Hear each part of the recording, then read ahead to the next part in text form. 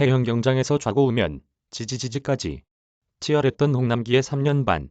사상 최대 재임 기간인 1247일을 경제팀 수장으로 지낸 홍남기 경제부총리 겸 기획재정부 장관의 지난날을 돌이켜보면 위기와 극복의 연속이었다. 혼란한 국제 정세와 코로나19라는 전례 없는 위기에서 경제 컨트롤 타워 역할을 수행해야 했던 홍 부총리의 그간 소회에 대해 장거리 마라톤 경기를 뛴 것과 같다는 생각이 든다며 경제 현안 때문에 하루하루를 보면 100m 달리기를 하는 식으로 긴장감 속에 절박한 심정으로 정책을 펼쳤다고 회상했다. 포용성장 위협한 코로나19 사태, 전장에서다. 홍 부총리의 의지는 재임 기간 언급했던 성어를 통해 미뤄 짐작할 수 있다. 그는 주로 취임사, 신년사 등 공식적인 연설문과 확대 간부 회의 등을 통해 대국민 메시지를 내놨다. 2018년 12월 취임 당시 밝힌 취임사에서는 검은고의 줄을 풀어 다시 고쳐 매다라는 뜻의 성어인 해형경장을 인용했다. 당시 포용성장을 확대하며 경제 활력을 도모하자는 정부 취지에 맞춰 긴장을 높여 심기일전하는 동시에 제도개혁의 의지를 다진 발언이었다.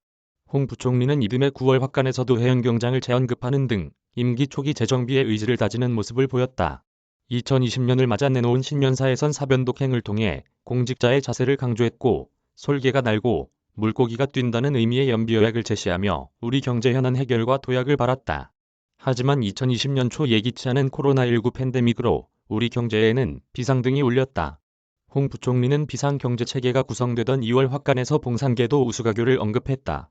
적벽대전에서 패한조조가 산을 만나면 길을 열고 물을 만나면 다리를 놓자며 한말로 다양한 정책 수단을 강구해 위기를 벗어나자는 의미다. 같은 해 3월 외신기자 간담회에서는 영리한 토끼는 세 개의 굴을 판다는 뜻의 교토 3구를 인용하면서 빠른 경제 회복의 의지를 나타냈다. 코로나19 사태, 진정 후 소비, 투자의 확대 대책을 미리 준비하자는 취지였다. 코로나19 위기 대응에 신경 쓰느라 한동안 홍 부총리의 성어 활용은 뜸했다. 그가 다시 옛 문구를 들고 나온 것은 2020년 10월 확간이다.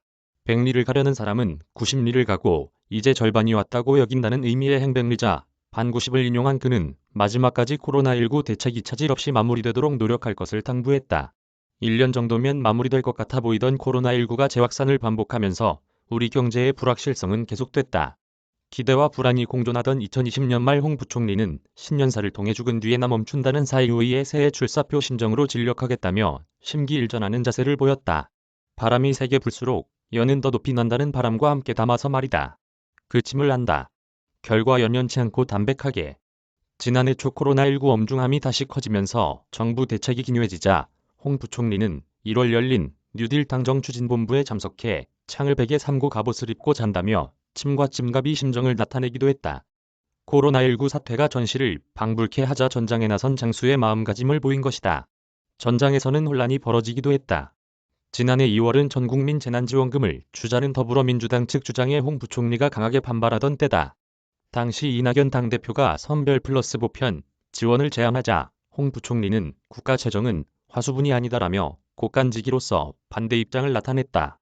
이후 정치권의 공세가 지속됐지만 홍 부총리는 페이스북에서 늘 가슴에 지지지지의 심정을 담고 하루하루 뚜벅뚜벅 걸어왔고 또 걸어갈 것이라고 밝혔다.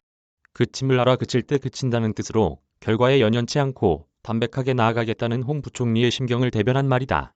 문재인 정부 임기 말로 향하던 지난해 하반기에는 좌고우면하지 않겠다는 발언이 유독 여러 번 나왔다.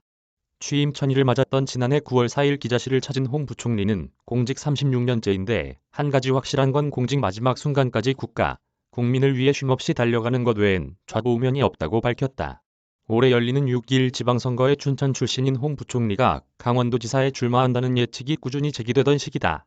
홍 부총리는 경제가 위기인 상황에서 정치권에 뛰어들기 위해 직을 던지는 것은 바람직하지 않다는 입장을 수차례 나타냈고 끝내 출마 의사를 나타내지 않았다.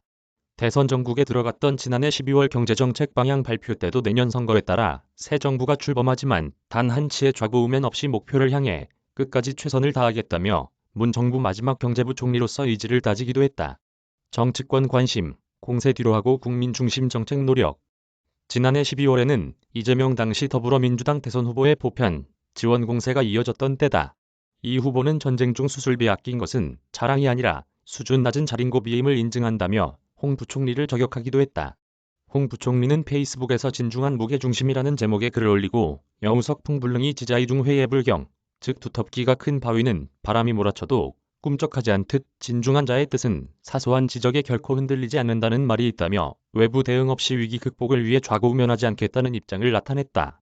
새 정부가 출범하는 2022년을 맞아 홍 부총리가 신년사로 던진 메시지는 국민이었다. 그는 백성 마음에 어긋남이 있는지 두려워해야 한다는 뜻의 외민심을 언급하며 정책을 펼칠 때 오직 국가, 국민을 북극성으로 하고 나아가겠다고 순회했다. 경제위기 극복이 최대 성과이자 난제였던 재임기간 부동산 문제 등 정책의 실기로 비판을 받기도 했지만 위기 속 홍 부총리가 던진 메시지는 간결하고 정확했다. 외풍에 굴하지 않고 끊임없이 진력해 나가는 것, 그가 지키려던 공무원의 자세이기도 했다. 한편 홍 부총리는 9일 세종청사에서 이임식을 열고 공직에서 물러난다. 앞으로 계획에 대해 그는 공직생활 37년 동안 쌓은 경험과 지식을 활용해 한국 경제를 위해 기여할 수 있는 적절한 방법을 찾으려고 한다고 밝혔다. 이명철